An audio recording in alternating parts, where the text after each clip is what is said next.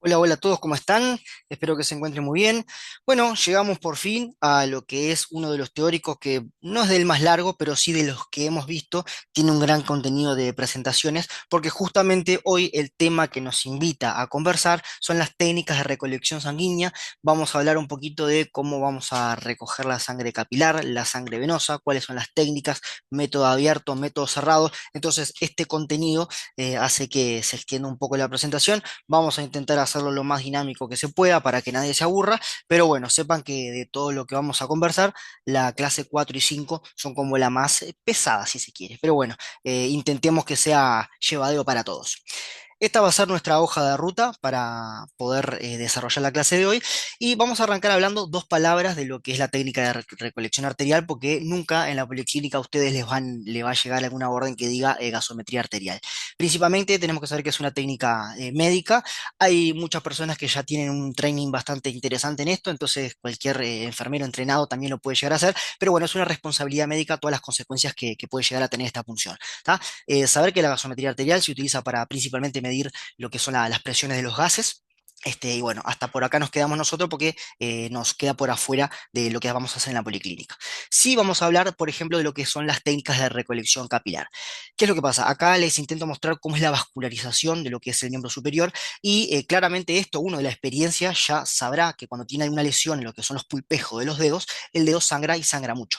¿Qué es lo que pasa? Nosotros cuando utilizamos esta vascularización a nuestro favor está muy bueno porque si de alguna manera hacemos una punción a una determinada profundidad, la gota que viene de verdad que es bastante importante y podemos llenar los tubos necesarios.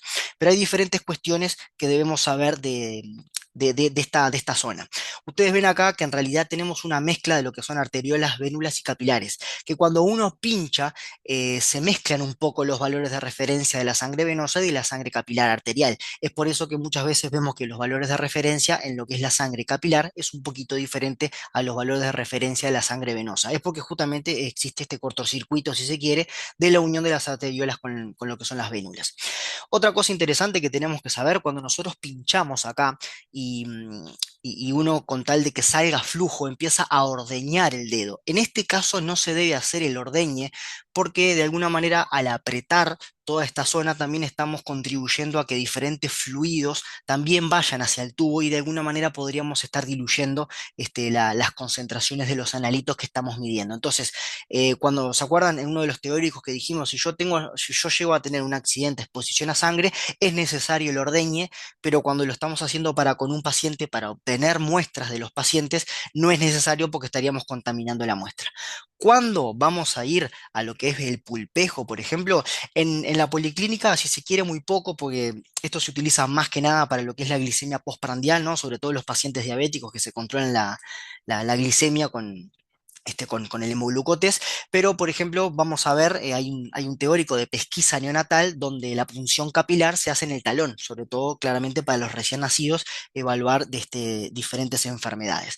Entonces, si eventualmente el acceso venoso sobre todo el pliegue de codo, es dificultoso, iremos eventualmente a lo que es la punción capilar, pero que créanme que no les va a pasar en la policlínica porque, bueno, siempre intentamos probar en un brazo, después vamos al otro, vamos a lo que es la parte del dorso de la mano y si no terminamos en los pies. De verdad que muy pocas veces en la policlínica vamos a ver este tipo de extracción, pero bueno, está bueno que lo sepan y ya nos queda a todos. Las zonas de punción capilar no son cualquiera, sino que a nivel de lo que es los dedos, tenemos lo que es el dedo medio y lo que es el anular, sobre todo en estas zonas de los costados. A nivel de lo que es el talón, siempre vamos a evitar lo que es la zona media, sino que nos vamos hacia los laterales. Y también tenemos que saber que se puede puncionar lo que es la zona del pabellón de la oreja, pero nunca lo hice, nunca lo vi, simplemente se los traigo para compartir. Estas son las zonas en los lactantes. Idealmente es esta zona plantar lateral y evitar lo que es la zona medial del talón. Y en lo que son los adultos y niños se utiliza todo lo que es la parte distal lateral de estos dos dedos que ustedes ven por acá. Entonces, si arrancamos desde cero, ¿cómo lo haríamos nosotros? Bueno, a ver, me interesa dejar claro esto desde el principio. estas subetapas que ustedes ven acá, uno las divide para poder estudiarlas mejor y saber que existen. Pero van a ver que en la realidad, uno mientras el paciente se sienta ya le pregunta el nombre, ya le pregunta si hizo el ayuno y ya va agarrando las muestras, ya va agarrando los tubos donde va a sacar las muestras. O sea, en la vida misma se da cuenta que esto se solapa. Ya les digo, nosotros lo dividimos para poder estudiarlo mejor y para que uno entienda que todas las partes son importantes, pero en la práctica, insisto con esto, hacemos como todo junto. Entonces, por supuesto, vamos a corroborar al paciente que nos diga el nombre, esta orden ya es conocida por ustedes. Y lo ideal es ya ir preguntándole, por supuesto, por la preparación, porque en este caso, si ustedes ven y recuerdan, nosotros acá tenemos que sacar una glicemia. Entonces, lógicamente, vamos a utilizar el tubo de la glicemia en este caso, que después, más adelante, en la clase que viene, vamos a ponerle nombre a ese tubo de glicemia y a entender por qué ese es el tubo que se utiliza y cuál eventualmente puedo llegar a utilizar. Dicho todo esto, entonces lo ideal siempre es tener ya a mano sobre nuestra mesada lo que son los guantes, lo que es esta lanceta, lo que es el alcohol y lo que son los tubos que vamos a utilizar. ¿Esto por qué se hace? Porque justamente ya vimos en la clase de control de calidad preanalítico y preparación del paciente que un entorno ordenado de alguna manera hace que los accidentes se eviten. Porque claro, si yo ya tengo todo ordenado, si yo ya sé dónde está todo, no tengo que andar buscando de manera apresurada y hacer alguna maniobra que de alguna manera me genere un accidente laboral. ¿Tá? Entonces, lo ideal antes de pinchar, vemos la orden, corroboramos el paciente con el tema de la solicitud, la preparación y dejamos todo pronto para justamente hacer la toma de muestra. Acá, esto que mientras se lo fui contando, pero bueno, es un paso más, preguntarle en este caso si hizo las 8 horas de ayuno, si no llegó corriendo, bueno, todo lo que nosotros ya estuvimos conversando y en lo que es el talón, la parte de pesquisa neonatal, de alguna manera hace que esta punción para poder obtener las muestras sean después de las 40 horas de nacido, entonces, bueno, una parte fundamental de la preparación es justamente así. Como tenemos que preguntar si el paciente adulto hizo el ayuno, acá tenemos que saber si el recién nacido tiene más de 40 horas. ¿Tá? Esto después, si quieren, les dejo el link para que ustedes puedan profundizar estas cuestiones. Sobre todo en la parte de la mano y también del pie, muchas veces hay una vasoconstricción producto de frío, existe algo que se llama calentamiento, que lo podemos hacer nosotros mismos con nuestros dedos, siempre con guante claramente, masajear si se quiere para estimular una vasodilatación y que cuando uno pinche la sangre venga como con más facilidad. Nosotros cuando estimulamos el calor, de alguna manera lo que estamos haciendo es vasodilatando todo lo que está por acá. Para que de alguna manera, como les digo, la gota venga más fácilmente. Vamos a utilizar el alcohol 70, que ya lo habíamos hablado, que es el antiséptico que siempre se usa, y tenemos dos cuestiones acá que nos va a servir para lo que es la extracción capilar y lo que es la extracción venosa. Primero que nada, siempre que nosotros vamos a ir a hacer la antisepsia en la zona anatómica, tenemos que ir desde adentro hacia afuera en forma de círculo para que justamente nada de adentro se vuelva a meter a esta zona y contaminar donde nosotros vamos a funcionar.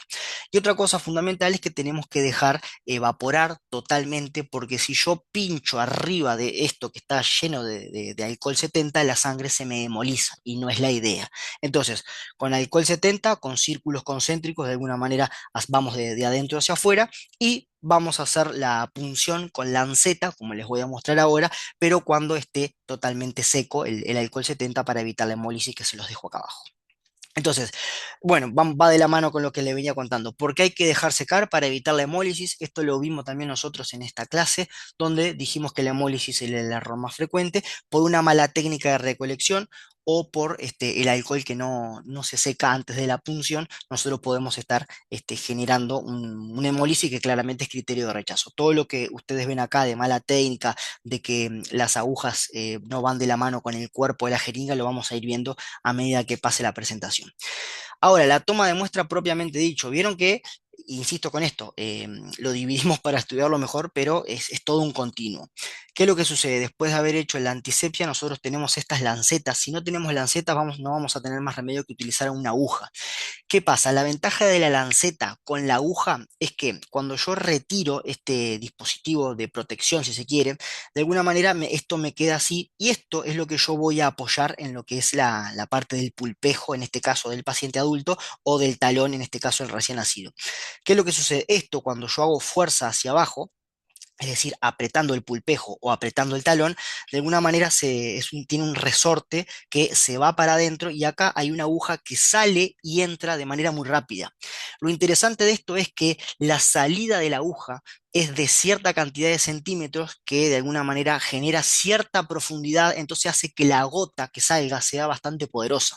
Cuando nosotros utilizamos una aguja, claro, la profundidad se la damos nosotros y muchas veces les va a pasar que, claro, el paciente no quiere que lo pinchen y el pulpejo puede llegar a doler. Entonces, nosotros por ese miedo de no infligirle dolor, quizás hacemos una punción que no es tan profunda, entonces la sangre que viene poca, nosotros empezamos a ordeñar, cosa que no se debe, entonces para evitar todas estas cuestiones es que utilizamos este tipo de lancetas que no sé si en la poli donde vamos a estar tenemos acceso a ellas, sino bueno, la veremos eventualmente cuando nos veamos nosotros antes de que ustedes entren a la cancha para poder sacar sangre. Bien, comentado todo esto, es fundamental saber que una vez que se utilizó este dispositivo va a ir a descartarse en este recipiente de paredes rígidas, que ya lo estudiamos también, que tiene que estar siempre de 2 tercios para abajo. Si esto pasa, los residuos cortopunzantes pasan de los 2 tercios para arriba, esto se tiene que descartar. Y hay algo que es fundamental también, que nosotros tenemos que eliminar la primera gota. ¿Por qué? Porque esta primera gota, si se quiere, es como la más contaminada. De factor tisular y un montón de cosas más que no nos interesan que ingresen a los tubos. Entonces se seca esta primera gota para de alguna manera garantizar que siga viniendo flujo y el flujo que viene, si se quiere, es como más limpio, ¿no? Más representativo de lo que el paciente tiene como resultado. Entonces, el llenado de los tubos tiene un orden, lo vamos a ver ahora muy por arriba en esta clase, pero me interesa que ustedes vean que acá no se está ordeñando, se está agarrando de manera fuerte y ustedes ven que, voy a ver si puedo hacer zoom acá, vieron que tiene una lengüeta, este es el mismo tubo, tiene una lengüeta que de alguna manera me permite a mí que la sangre caiga acá y se deslice hacia lo que es el final del tubo. Van a ver que todos los tubos que nosotros utilizamos para la punción capilar, ya sea en los dedos o en el talón, normalmente son tubos pediátricos donde claramente el volumen es mucho menor a los tubos que se utilizan para lo que es la sangre de pliegue venosa, de lo que es el pliegue de codo.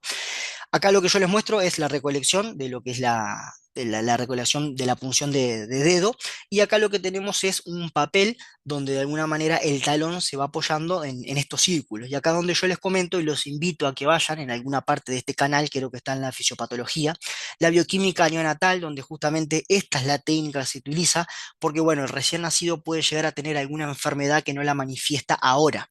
Entonces, como medida preventiva, el screening que se utiliza es justamente hacerlo de esta forma, y acá se detallan cuáles son las diferentes enfermedades que se buscan para justamente como la pesquisa neonatal. Bueno, acá es más de lo mismo, no ordeñar ni exprimir para no colocar dentro de lo que es el líquido intersticial. Una vez que nosotros tengamos, en este caso, el tubo correctamente cargado, lleno, hasta el enrase, vamos a tener que hacer una homogeneización, que no es lo mismo homogeneizar que agitar. Después les traigo una foto qué pasa con el tubo cuando se agita y no se homogeneiza. Esta homogeneización siempre todas las guías nos recomienda que sean entre 5 y 10 veces, ¿tá? Ustedes ven que es simplemente un movimiento donde la tapa está arriba, después está abajo, después está arriba, pero es un movimiento, si se quiere, muy, muy sutil. ¿Tá? Una vez que nosotros hayamos hecho esto de una correcta forma, estamos evitando que la muestra se nos coagule. Esto también lo vimos en esta clase donde las muestras coaguladas pueden ser, por ejemplo, por una falta de homogeneización. ¿Tá? Entonces, haciendo esto de manera correcta, 5 a 10 veces, evitamos que la sangre no se coagule, y si lo hacemos de manera armoniosa, estamos también evitando la hemólisis, porque justamente al agitar de manera vigorosa hacemos que la sangre choque de lo que es la base hacia lo que es esta parte más superior, chocan, se rompen los glóbulos rojos y se me hemoliza la muestra. Entonces, con la homogeneización evitamos, si se quiere, dos cosas, ¿no? Que la sangre quede anticoagulada y no esté hemolizada.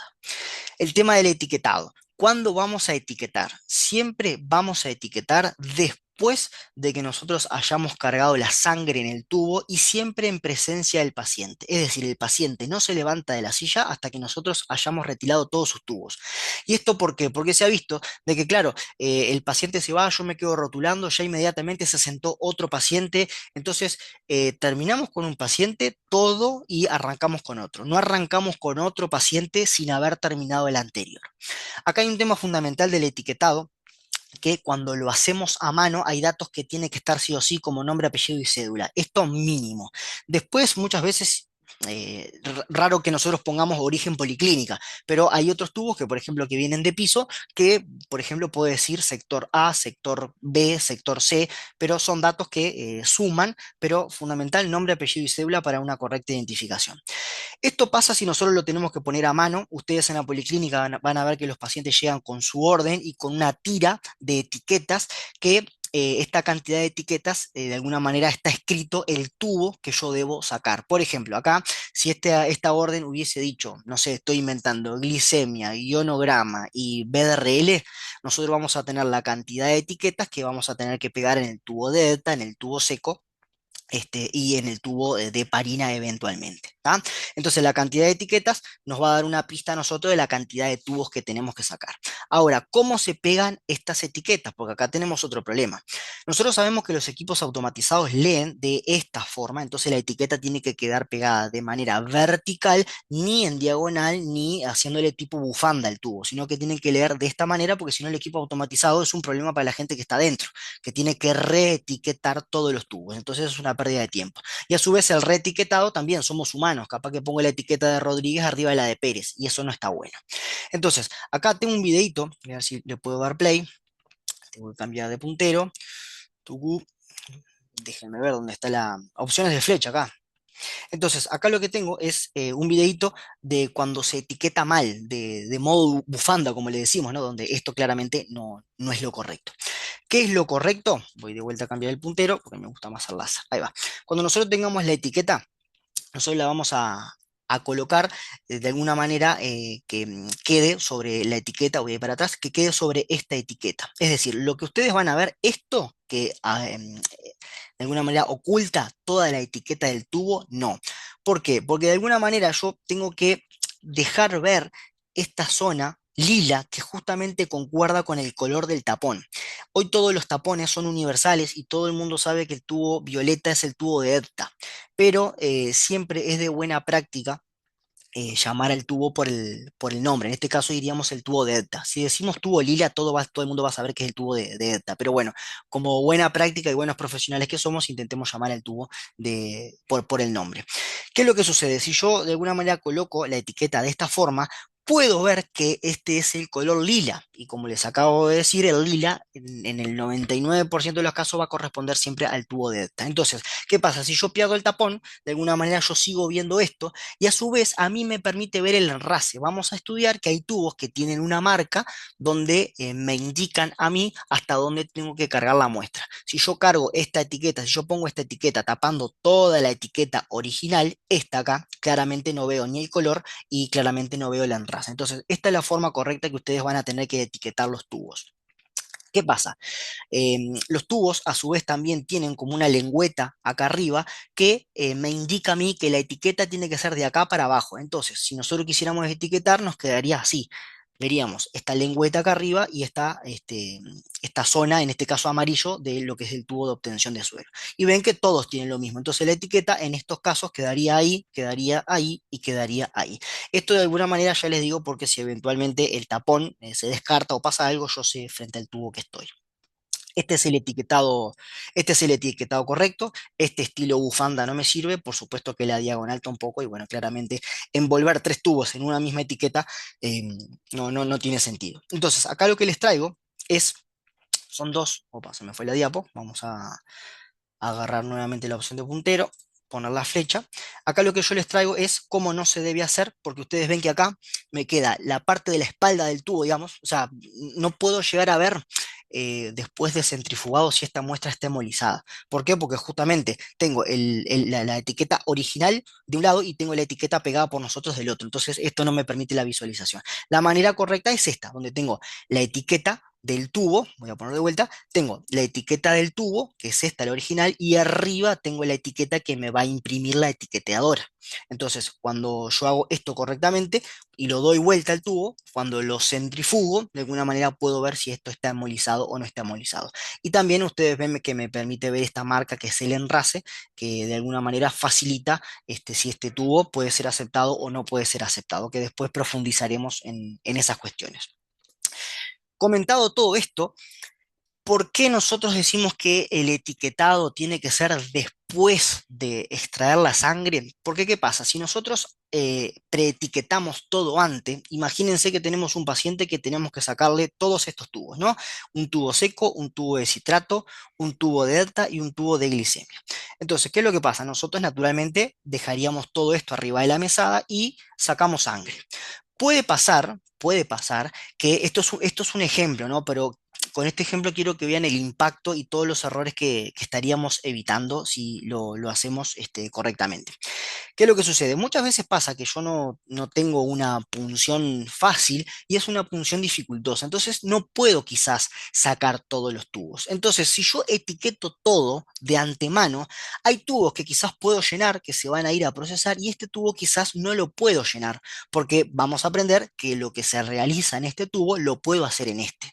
Y este tubo que ya está previamente etiquetado quizás vuelve a la gradilla original donde otro compañero lo va a agarrar.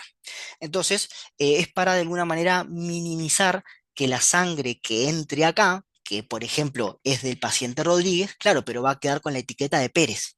¿Tá? Entonces, de alguna manera, para mitigar todo este tipo de cuestiones, siempre se rotula y siempre se pegan las etiquetas después de que el paciente, después de que tengamos la sangre en lo que es los tubos. Eso es lo que tiene que ver con la toma de muestra y con la toma de muestra capilar y eventualmente el transporte lo vamos a ver en lo que es la clase número 9 de almacenamiento y transporte. Vieron que hicimos una recorrida muy breve, 2 segundos, de técnica de recolección arterial, donde la nombramos y profundizamos un poquito en la sangre capilar, de dónde, por qué, cómo son los tubos, cómo lo tengo que cargar y el tema del etiquetado. Vamos ahora a profundizar la técnica de recolección que más van a usar ustedes en la policlínica, que es la venosa, ¿va? La técnica de recolección sanguínea venosa, es decir, del pliegue de codo. Nosotros acá tenemos dos oportunidades para elegir, que es el sistema convencional o sistema abierto o sistema de vacío, que es el sistema cerrado. Vamos a arrancar a explicar primero lo que es el sistema abierto o convencional. El sistema abierto o convencional es el que nosotros conocemos desde hace mucho tiempo, que es el de aguja y jeringa. Acá les presento los participantes, tenemos las jeringas de diferentes cantidades de mililitros, las agujas que ustedes ven que tienen un pabellón, esto de plástico acá, nosotros le decimos habitualmente pabellón, que tiene diferentes colores y después vamos a entender por qué. Y tenemos también las mariposas que nos dan una ayuda bastante interesante a la hora de abordar venas difíciles, que ustedes también ya verán que tienen diferentes colores que ya podrán concluir que van de la mano con estos colores también. Pero vamos de a poquito. ¿Qué es lo que sucede? Imaginemos que tenemos que hacer una extracción. Vamos a agarrar a nuestro amigo Calixto y vamos a imaginarnos que tenemos que hacer la extracción de Calixto. Entonces, viene Calixto, vamos a agarrar la orden, le vamos a preguntar que nos diga el nombre y apellido, él va a confirmar que justamente se llama Calixto Ferreira en este caso. Nosotros le vamos a preguntar de alguna manera si hizo el ayuno correspondiente, porque tenemos que sacar una glicemia ya paralelamente. Y vieron que hacemos todo junto, ¿no? Ya agarramos el tubo de glicemia, que yo ya sé de antemano que tiene 2 mililitros. ¿Tá? Esto de la cantidad de etiquetas es porque me quedó de la diapo anterior, ¿no? Pero lógicamente va a tener una etiqueta sola que va a ser la del tubo de glicemia. Yo ya sabiendo esto, ya le pregunté por el tema del ayuno y demás, cómo es que vino y si lo cumplió o no lo cumplió. Y después pasamos al tema del toma de muestra. ¿Qué es lo que sucede? Siempre vamos a utilizar la jeringa más cercana a la cantidad de mililitros que tengamos que sacar. No tiene sentido llenar una jeringa de 20 para colocar 2 mililitros en este tubo. Esto para el ejemplo este puntual, porque bueno, la idea es ir de menos a más. Vamos a arrancar por un tubo. ¿Qué es lo que sucede? En este caso, la jeringa que más se adecua a la cantidad de mililitros que yo tengo que sacar es esta de 5 centímetros.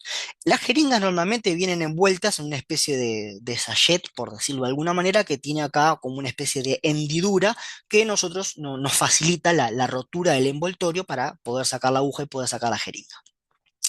¿Qué pasa? A su vez, también, como dijimos, vamos a tener en la mesada, vamos a tener que tener el alcohol, vamos a tener algodón, vamos a tener la liga. Y después viene la parte de la extracción. Acá hay diferentes cosas que explicarlo todo en una presentación es muy difícil porque necesitaríamos 500 presentaciones para todas las posibles variantes de cómo el paciente coloca la mano. Pero eso lo veremos el día que nos veamos previo a que ustedes vayan a sacar sangre. Habitualmente siempre le decimos al paciente que la mano de la cual no vamos a sacar sangre, la coloque debajo de su codo, del pliegue de codo donde nosotros sí vamos a sacar sangre. Esto es por un tema de que nos favorece a nosotros de que tengamos como esta zona para una mejor visualización, si se quiere. Muchas veces este brazo, si no tiene este puño abajo, queda un poco, no queda bien estirado del todo. ¿Qué es lo que sucede? Nosotros previamente podemos hacer una inspección visual. Vieron que acá no se ve ni la H, ni la M, ni la Z, ni nada de eso, porque bueno, como les decía, hay pacientes y pacientes, pero esto se puede favorecer colocando lo que es el torniquete, que después vamos a ver cómo se hace el torniquete, porque bueno, explicarlo con una imagen es complicado. Cuando nosotros colocamos el torniquete podemos llegar a visualizar mucho mejor lo que es la M o la H venosa y lo que tenemos que saber es que siempre vamos a aplicar el torniquete a 10 centímetros de donde vamos a pinchar. Esto más o menos son 5 traveses de dedos y más o menos cada dedo nos mide 2 centímetros. ¿Tá? Esto es más o menos a ojo, nadie va a estar con una regla claramente midiendo. Una vez que nosotros tengamos esto, acá les comento cómo es el torniquete. Es como quien se ata los cordones, pero no termina de hacer el nudo, por decirlo de alguna manera. Es muy difícil de explicar con una imagen, pero bueno, imagínense que esto en realidad tendría que seguir para este lado si quisiéramos hacer una atadura. Bueno, ven que no sigue, sino que se hace como un nudo a medias, por decirlo de alguna manera, porque después al tirar de esto, de alguna manera logramos desligar de una manera que no sea dificultosa. ¿Qué es lo que pasa? El torniquete vamos a aprender que lo máximo que lo tendríamos que tener es 1 minuto, porque claro, la sangre viene de lo que es la parte más distal hacia lo que es el corazón, es decir, el flujo va en este sentido. Si yo lo corto acá, de alguna manera estoy favoreciendo a que la vena quede como más gruesa. Eso está bueno si logramos hacerlo bien rápido, porque claro, si la sangre queda acá con un stop, de alguna manera yo puedo hemoconcentrar la sangre y me va a dar un hematocrito de 55, de 60 y tal. Entonces, de alguna manera no tiene sentido los valores que vamos a obtener de la punción y es simplemente no porque el paciente tenga alguna enfermedad, sino porque tuvimos el torniquete más de 1 minuto. ¿Qué es lo que sucede? Una vez que nosotros colocamos el torniquete, nos va a dar la chance de que estas venas de alguna manera se llenen de sangre y es muy característico un rebote. Si palpamos un tendón por acá, van a ver que no rebota, es algo mucho más sólido, más duro. Ahí claramente no vamos a pinchar, pero la vena característicamente tiene como un rebote. Una vez que nosotros hayamos identificado la vena, vamos a hacer lo que es la antisepsia, siempre de adentro hacia afuera.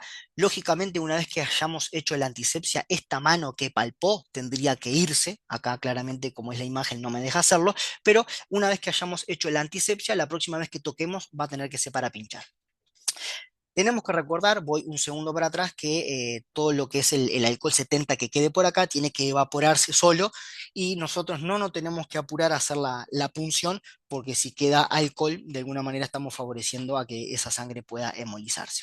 Entonces lo que vamos a hacer nosotros es romper el sachet donde está la jeringa y la aguja y acá viene algo importante porque la aguja, si nosotros hacemos zoom, vamos a ver que tiene como un corte en diagonal, que es lo que nosotros llamamos bisel. El bisel siempre va hacia arriba, es decir, yo siempre tengo que estar mirando el bisel. Si yo lo coloco en la aguja me queda una cosa así.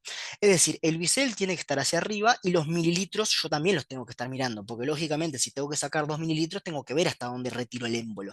Si esto está para abajo, digamos, donde yo no lo pueda ver, bueno, no es lo ideal.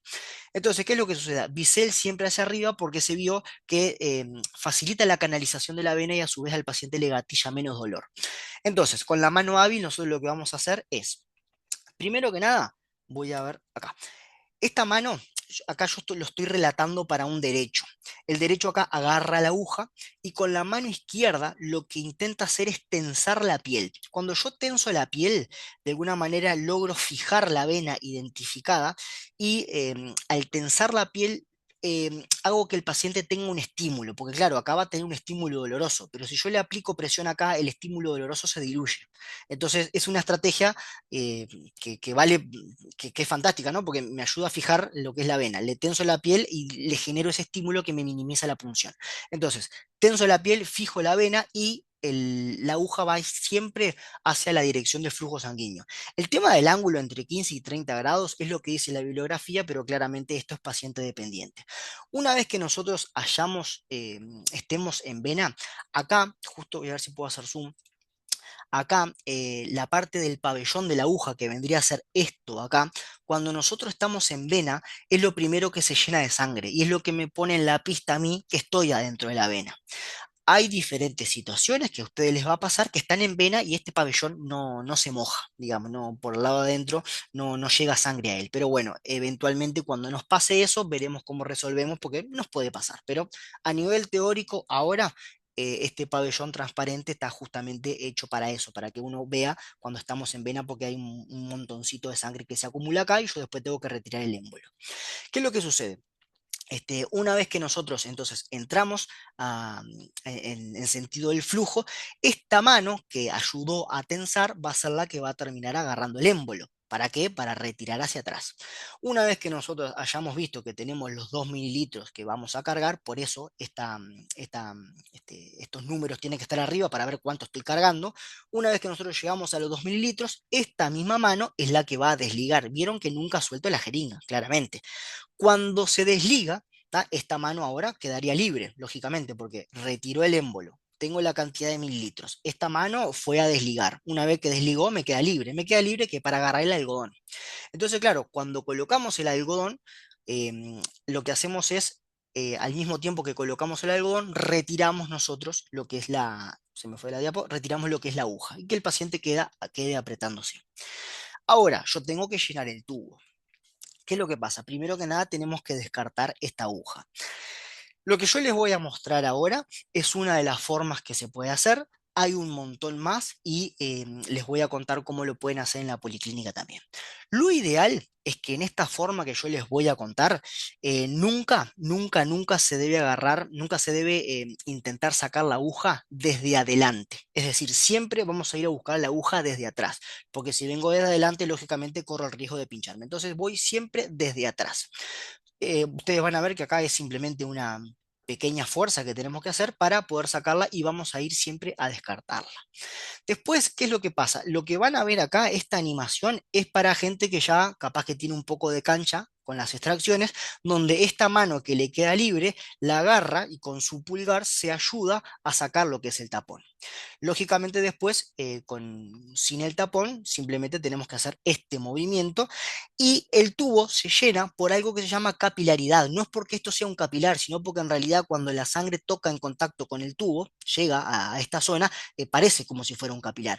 Esto se hace adrede porque si la aguja, si perdón, la jeringa coloca directamente la sangre contra lo que es la base del tubo, de alguna manera el golpe directo de la sangre contra la base del tubo lo puede embolizar y lógicamente eso no queremos y en el peor de los casos puede rebotar y salir hacia adelante, hacia arriba si se quiere y estamos nosotros, lógicamente. Entonces, lo ideal es siempre por capilaridad hasta que se llegue a un determinado enrase.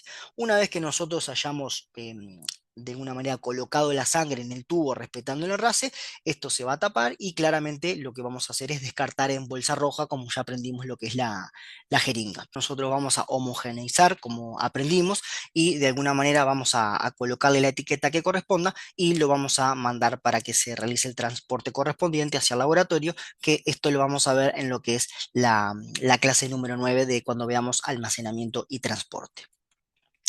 Cosas interesantes de lo que son las agujas. Ustedes ya dijimos anteriormente que tienen diferentes colores y esto va de la mano con el calibre. La G viene de Gauss, que en realidad si uno lo quiere traducir en la jerga médica vendría a ser como calibre. Y hay algo muy curioso porque, ¿qué pasa?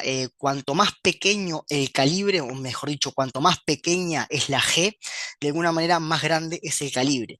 Es decir, la jeringa, la aguja que nosotros decimos que es de 20, de alguna manera es más grande que la de 25.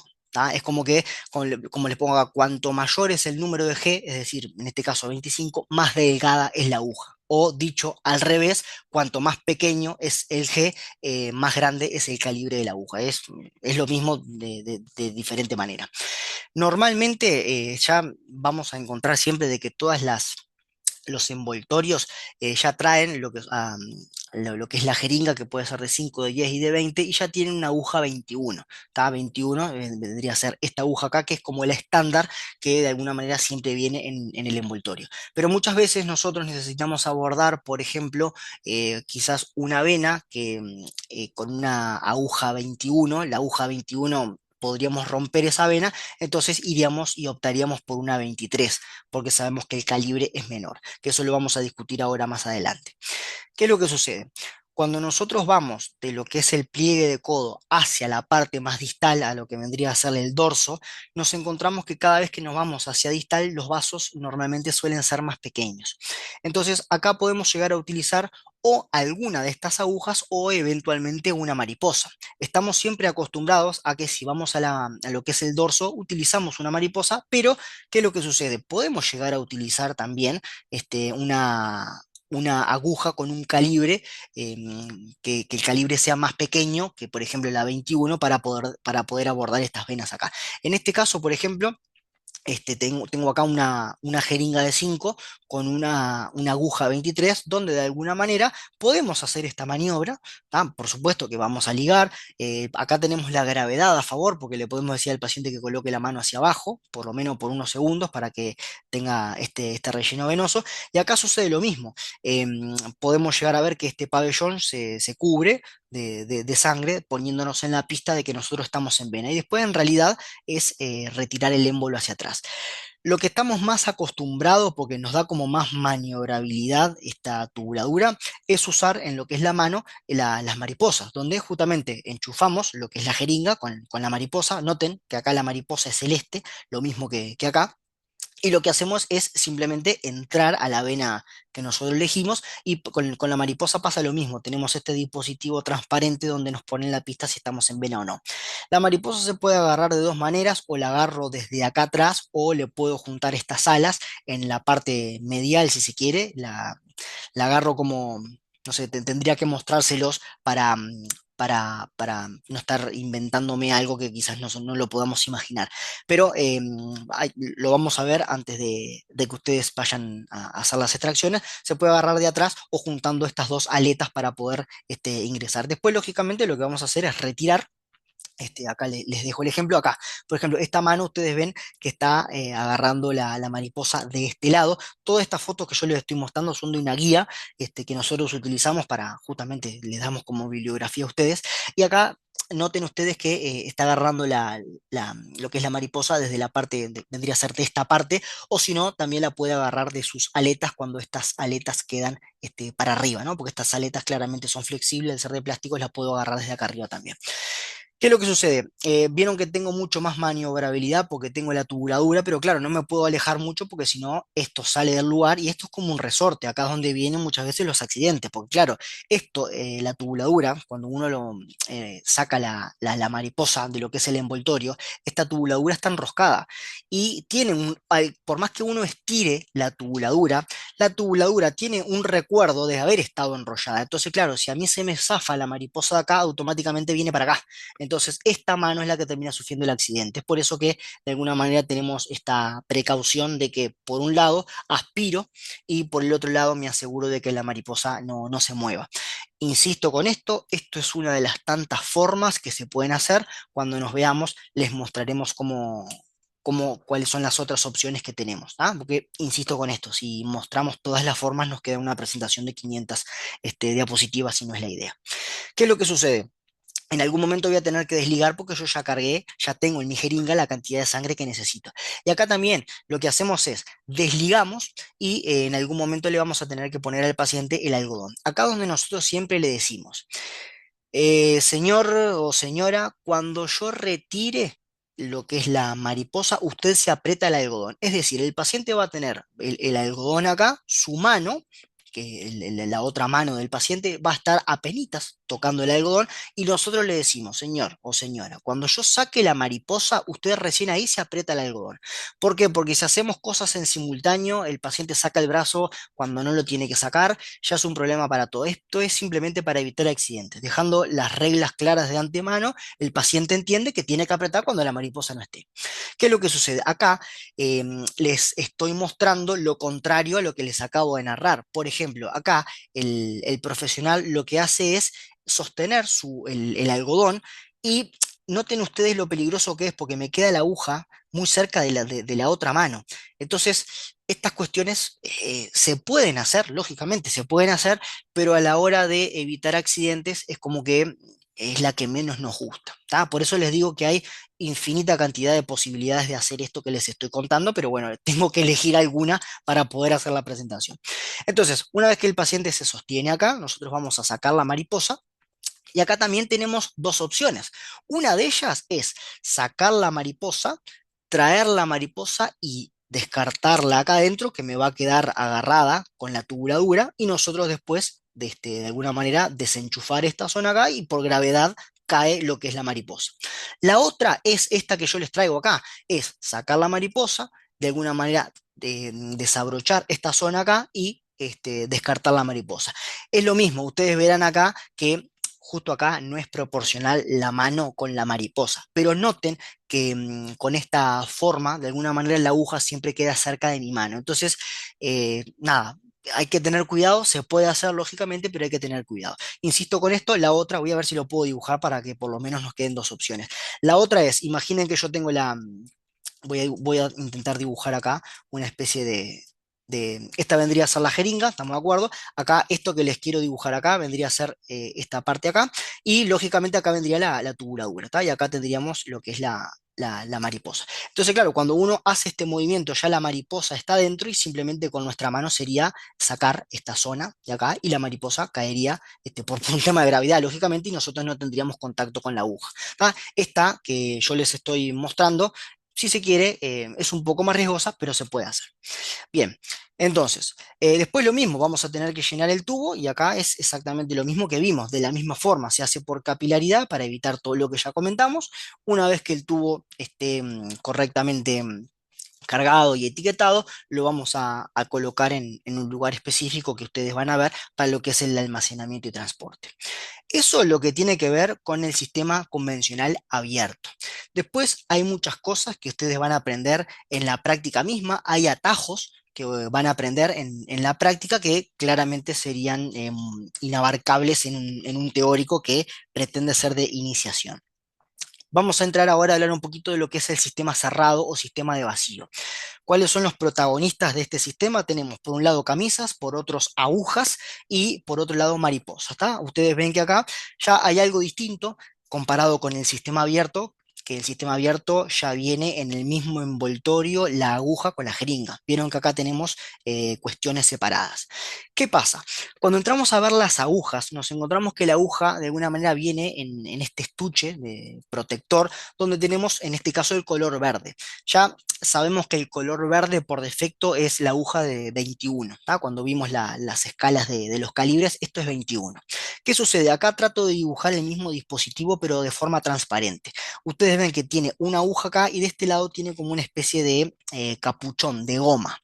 Esto acá, que de alguna manera me une esta parte de plástico con esta parte de plástico, esta zona, de alguna manera cuando yo lo agarro con mi mano y lo doy vuelta, rompo este papel y siempre lo primero que va a ser más fácil de sacar es este extremo con capuchón gris, que de alguna manera me va a revelar esta zona de la goma. ¿Qué es lo que sucede? Nosotros lo que vamos a hacer es siempre agarrarlo de acá arriba, porque esto escondido acá tiene una aguja, ahora se los voy a mostrar, lo vamos a agarrar de esta parte plástica, en este caso color verde, y lo vamos a llevar hacia lo que es la camisa. Ustedes notarán acá, yo creo que se logra ver bien, que tiene como una rosca, y esto también tiene como una rosca. Entonces lo que hacemos es introducir este extremo acá y simplemente arrosca, la aguja ya queda fijada. ¿Qué es lo que sucede? Cuando nosotros recién vayamos a pinchar al paciente, a ver, esto es lo mismo, ¿no? Recibo al paciente, tengo la preparación, elijo los tubos y preparo este dispositivo. Cuando yo ya me decidí por la vena, que yo ya hice la antisepsia y demás, recién ahí retiro esta parte de plástico, que en este caso es verde, porque me va a revelar la aguja que va a pinchar el paciente. Entonces, ustedes ya podrán ver que acá yo tengo dos agujas. Una aguja que va a pinchar al paciente y otra aguja que está envuelta en este capuchón de goma que va a perforar los tubos. ¿Por dónde van a entrar los tubos? Por esta zona de acá abajo. Entonces, esto acá, si yo lo pudiera sacar, me revela una aguja que es del mismo calibre que va a pinchar al paciente y acá ustedes ya pueden darse cuenta de que acá arriba voy a tener la vena que va a pasar por la aguja y directamente va a pasar por esta otra aguja y directamente va a pasar al tubo. Esto lo vamos a ver ahora cuando comparemos método cerrado con método abierto. Entonces, ¿qué es lo que sucede? Cuando yo tengo los tubos tienen un vacío adentro. Los tubos que están diseñados para este sistema, lógicamente. Este vacío es el justo y necesario para que el tubo se llene hasta un determinado enrase. Es decir, el vacío que tiene acá es para llegar a este enrase más o menos un poquito, que después vamos a hablar de este más o menos un poquito. La cuestión es así. Cuando nosotros tenemos, bueno, acá se lo hago en forma paralela. Cuando nosotros tenemos y entramos en la vena del paciente, de alguna manera la sangre automáticamente viene para acá. Pero claro, nosotros no tenemos un émbolo como tenemos en el sistema abierto para ayudar a que esta sangre de la vena venga para lo que es la jeringa. En este caso, la sangre queda como estancada acá. ¿Qué es lo que sucede? Todos estos capuchones, de alguna manera, son de goma. Entonces, ¿qué pasa? Lo que sucede es que cuando yo coloco el tubo dentro de esta camisa, de alguna manera lo que estoy haciendo es esto que ustedes ven acá. Empuja lo que es esta goma retráctil y como tiene vacío, lógicamente la sangre cae. ¿La sangre hasta dónde va a caer? Hasta el enrase. ¿Por qué? Porque dijimos que el vacío que tiene es para llegar hasta el enrase. Cuando de alguna manera el vacío se agota, lógicamente deja de salir sangre y nos pone en la pista a nosotros de que este tubo ya está, ya agotó su vacío y yo lo saco. ¿Para qué lo saco? Para cargar otro. Y así voy a ir llenando los tubos que correspondan. El orden de llenado tiene un determinado orden, que es lo que vamos a discutir más adelante. Acá porque justo la animación me quedó primero alerta antes que el de Parina, cuando en realidad vamos a aprender que es al revés. Pero bueno, a modo didáctico me pareció bastante interesante que ustedes se den cuenta que saco uno e inmediatamente pongo el otro. ¿Qué es lo que sucede? Cuando yo tengo también la opción de utilizar mariposa en este sistema cerrado, porque claramente los pacientes siguen teniendo las venas feas, independientemente que utilice un sistema u otro. La ventaja de la mariposa es, como yo les comentaba, que tengo esta tubuladura que me permite como más movilidad. Pero en realidad es lo mismo, ¿no? Voy colocando tubo tras tubo hasta que se vayan llenando y voy a llenar los tubos que correspondan, justamente en un determinado orden. Como insisto con esto en un determinado orden, como está al final, pero bueno, me parece interesante verlo como venimos en el cronograma que venimos hablando, el orden de los tubos sigue un orden, valga la redundancia, que el objetivo de tener un orden es para evitar la contaminación cruzada. Esto lo vamos a profundizar nosotros cuando veamos anticoagulantes la clase que viene, porque son dos clases que van de la mano. Porque acá yo les digo que existe un orden, pero en la clase que viene vamos a entender por qué hay un orden. Este orden lo propone la CLSI, que es un organismo internacional donde se junta gente que sabe mucho, hace diferentes estudios y saca conclusiones de que si bien todos los tubos pueden contaminar a otros, hay un orden donde nosotros minimizamos esa contaminación. ¿Tá? Que esto lo vamos a profundizar la clase que viene.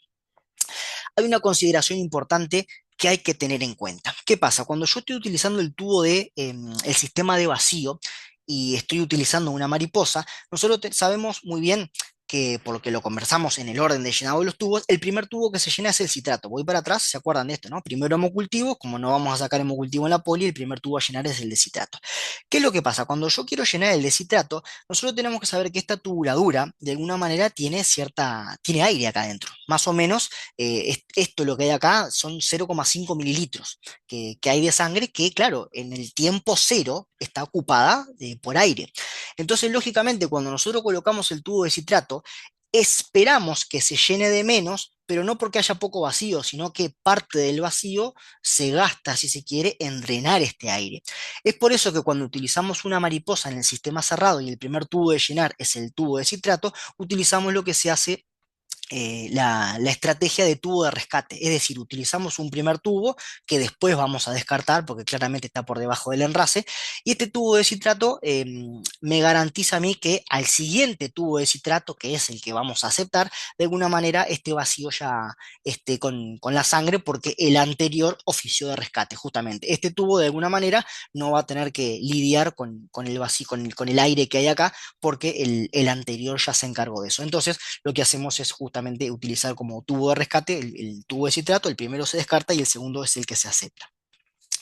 Tenemos que hacer un versus de qué ventajas y desventajas tienen ambos métodos. Va a depender del tipo de paciente que tengamos adelante, del tipo de vena que tengamos adelante. Acá en realidad no lo voy a leer porque me parece muy aburrido, pero les dejo en verde las cosas buenas que tiene el sistema vacío frente al sistema de aguja y jeringa, que es el sistema abierto.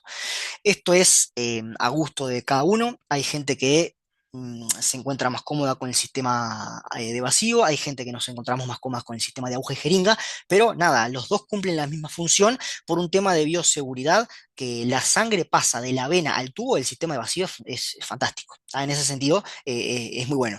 El sistema de aguja y jeringa de alguna manera a mí me permite, como vamos a ver, controlar la presión porque el control del émbolo lo tengo yo en el tubo de vacío, el vacío, la fuerza o la velocidad con que el glóbulo rojo entra de la vena al tubo, yo no lo controlo, porque justamente es el vacío que lo controla. En el sistema de jeringa y aguja, la forma de retirar el émbolo, yo controlo, si controlo esa presión y me doy cuenta si estoy en vena o no estoy en vena. Insisto con esto, tips, pero nada, lo vamos a ir aprendiendo a medida de que hagamos nuestras primeras extracciones, así que tranqui con eso. Cosas que nunca se deben hacer y nos vamos con esto. Torniquete mayor a 1 minuto por el tema de hemoconcentración. Una vez que hayamos pinchado, y no me quiero olvidar, voy a ir para atrás porque me olvidé de comentarles algo importante y no me tengo que olvidar. Entonces, acá. Porque ustedes me preguntarán, bueno, claramente, ¿cómo descarto yo esto? ¿No? Porque justamente no voy a utilizar, porque esto es a rosca y yo no puedo estar tirando aguja y camisa. Las camisas son todas reutilizables, porque en realidad es un soporte, la camisa no se contamina.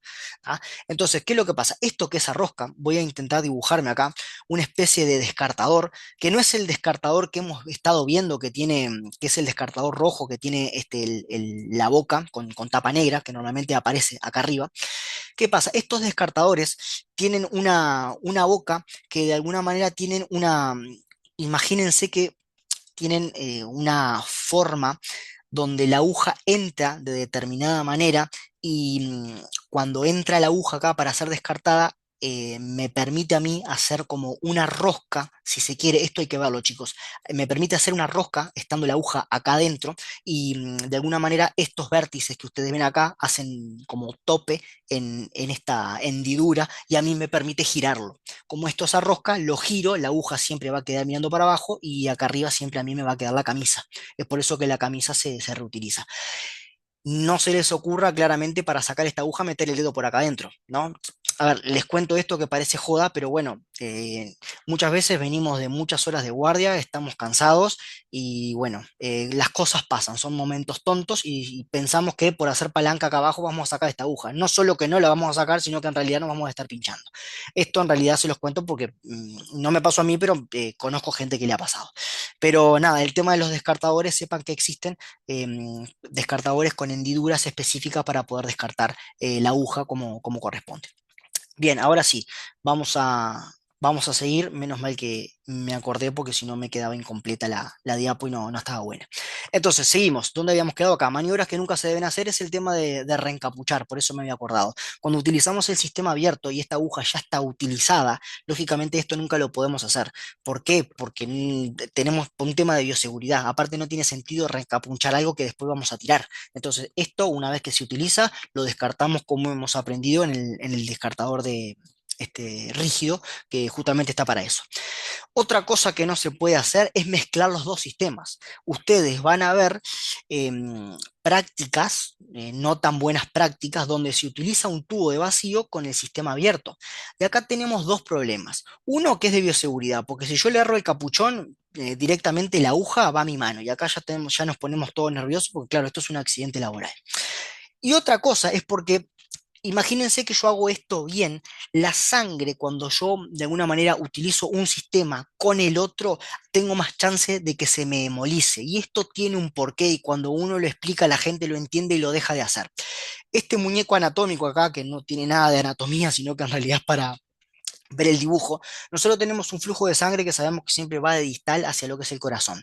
¿Qué es lo que sucede? Cuando yo pincho con el sistema cerrado, tengo la secuencia esta de que la sangre sale de la vena directamente al tubo. Hasta ahí yo creo que estamos todos de acuerdo. Ahora, esta secuencia de vena-tubo se ve favorecida por dos presiones que trabajan juntas, ¿no? Es como, hay que pensarlo como un matrimonio al inicio, ¿no? Tenemos la presión hidrostática que de alguna manera favorece de que la sangre, cuando tenga un carril para poder escaparse, se escape.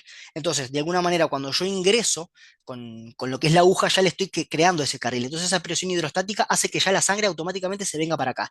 Y a su vez tengo el vacío.